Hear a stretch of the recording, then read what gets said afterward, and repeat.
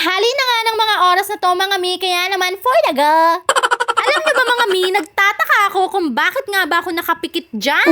O hindi niyo na naman nga kinakaya ang aking energy for today's video mga mi. Wala naman akong nakain pero parang may nakain nga ako. Charot. O ang mga jutak, lumalawak.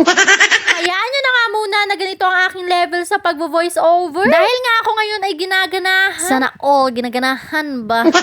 Osya, going back to the video mga mawi. Alam nyo na ba kung anong niluluto ko? Diba? Hindi pa. Kasi nga, hindi ko pa talaga sinasabi. Pero malamang, alam nyo na din yan dahil nga nakita nyo naman yung lata ng sardinas. Hindi ko na nga rin pala na ipakita dyan mga mi yung paglagay ko nga ng malunggay. Ano ba naman kasi akala ko naman ay nakaplay. Hindi naman pala. Hindi naman kasi nagsasalita itong camera na to. So, eto na nga mga mi. Naglagay na nga ako dyan ng binating itlog. Ano daw? Alam nyo na yan mga mi. Matanda na kayo. Natapos na nga akong magluto dyan pero hindi ko pa rin nga sinasabi kung anong luto yan. Basta bahala na nga kayo kung anong luto yan mga mi. Alam nyo na yan.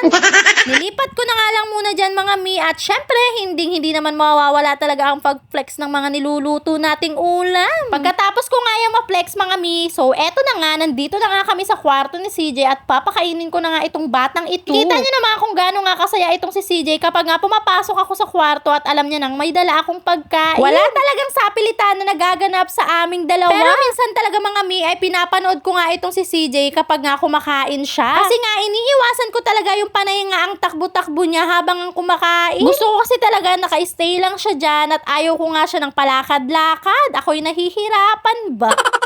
Sa recently vlog ko nga mga mi, sinabi ko nga pala sa inyo na i-share ko nga pala kung ano nga palang vitamins ng aking bebe CJ. Ascorbic acid plus zinc.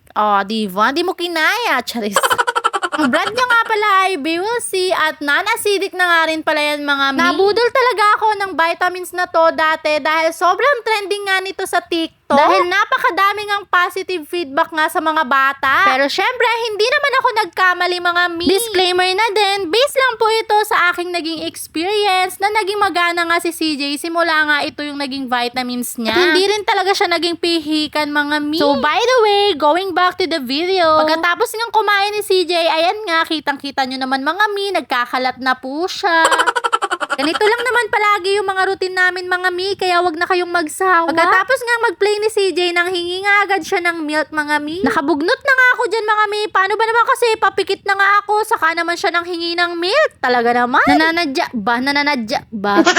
Special shoutout nga pala kay Elisa Rose Mendoza. Hello sa'yo, Mawe! Nakakatuwa lang talagang isipin na meron pa rin talagang sumusuporta sa'yo. Kahit nga hindi kayo ganun ka-close or magkakilala. O siya mga mi, maraming salamat sa pagtanaw. Bisaya di ay ko.